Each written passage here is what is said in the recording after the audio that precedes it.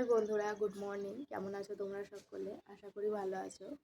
আমিও ভালো আছি। আর আমার গলার ভয়েস শুনে বুঝে গেছো, আর প্রথমে কাশি শুনে, যে হ্যাঁ ঠান্ডা লেগেছে।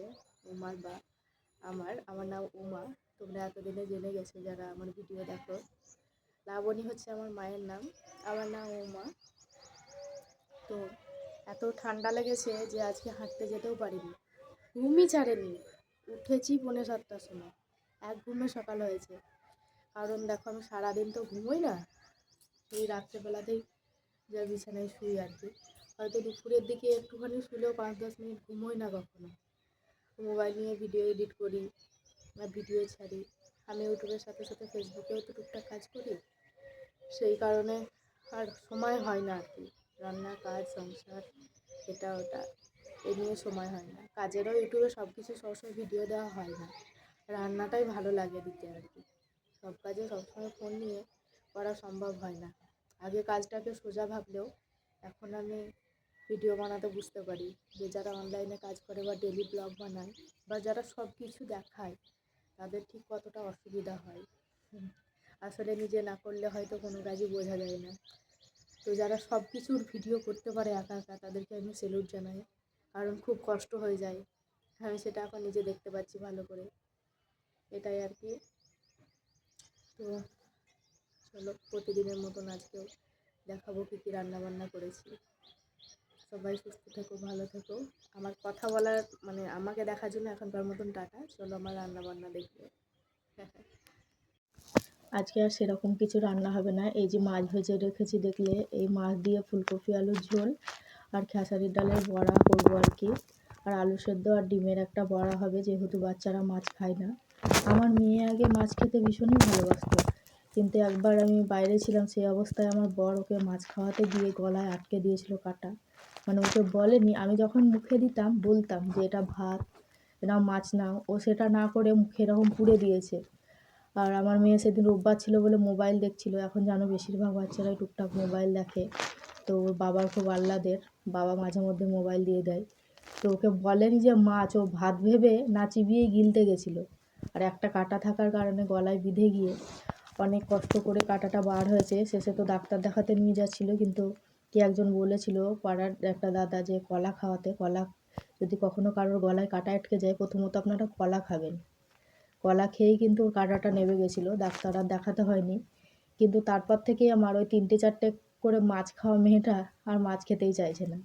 ছোটোবেলায় যে বয়সে বাচ্চারা মাছ খেতোই না, সেই বয়সেও মাছ চেয়ে চেয়ে খেত। মা একটা দাও, ভাজা করলেই চলে আসতো। এক আধ দিন 3টে অবধি খেয়ে নিয়েছে, ভাত খেত না, শুধু মাছ খেয়ে নিত। আর ও ঠাকুমা দিতেও বলতো। ও ঠাকুমা মেয়ে হয়েছে বলে কখনোই অবহেলা করেনি, প্রচণ্ড ভালোবাসে উর্মিকে।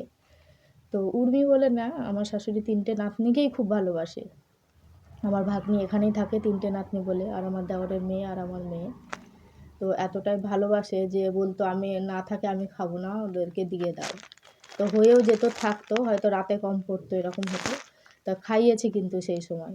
এখন একটাও খায় না। ও ঠাকুমাও মাঝে মধ্যে বলে, খুব কষ্ট হয় যে আমার নাতনি 2-3টে করে মাছ খেত, সেই নাতনি আর একটাও মাছ খায় না, আমার ছেলে দেয় বলতে। নাতনির থেকে বেশি বলে ছেলে। আমার ছেলে 2-3টে করে মাছ খেত, সেই ছেলে আমার আর মাছ খায় না, এরকম বলে দুঃখ করে।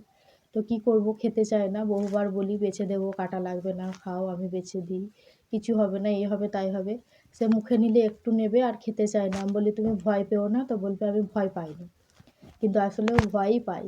ভয় না পেলে ঠিক আগের মতোই খেত। যে জিনিসটা এত পছন্দের ছিল, সেটা অতটা অপছন্দের হয়তো হবে না, এটা আমাদের মনে হয় আর কি। তো সেই কারণে ডিমের বড়া বা অমলেটটা প্রতিদিনই হয়। তো গল্প করতে করতে দেখো মাছটা আমার হয়ে গেল। এবার বড়া ভাজবো। এতটাই ঠান্ডা লেগেছে যে আজকে আর কি ভিডিও করতেও ঠিকঠাক ভালো লাগছিল না। তো মা বলছিল যে আজকে রান্নাটা আমি করি, কিন্তু আমি করলাম কেন, এখানে অন্ধকার, তো মা ঠিকঠাকভাবে হয়তো দেখতে পাবে না। এবার যদি কিছু কাঁচা হয়ে থাকে বা একটু পুড়ে যায়, বাড়িতে মা বাবা খেয়ে নিলেও তোমার দাদাভাই একটু খারাপ জিনিস হলে খেতে পারে না। বলে আর কি, কাঁচা হয়ে আছে, নাহলে পুড়ে গেছে, ভাল লাগছে না খেতে, এরকম। তা আমি চাই না যে সে খেতে বসে এরকম খারাপ লাগুক বা খেতে না পারুক, সেই কারণে আমি বললাম আমি করি। মা আমাকে বেটে দেওয়া, কেটে দেওয়া সবই করে দেয়। আমি শুধু রান্নাই করি বা খুন্তিটাই লড়াই, এরকম। খুব কমের ভাগ আমি কাটাকুটি বা বাটাবুটি করি। দেখো গল্প করতে করতে হয়ে গেছে। তো আমার বাড়ির লোকে বলে আমি ভাজাভুজি খুব ভালো করতে পারি। আসলে সেরকম কিছু না। ধৈর্য ধরে করি। ধৈর্য ধরে করলে সবারই ভালো হবে। আর দেখো বড়াটা আমি খুব অল্প তেলের মধ্যে ভাজলাম। মানে কড়াইটা একদম ধোঁয়া ওঠে যেন এরকম তাতিয়ে নিতে হবে।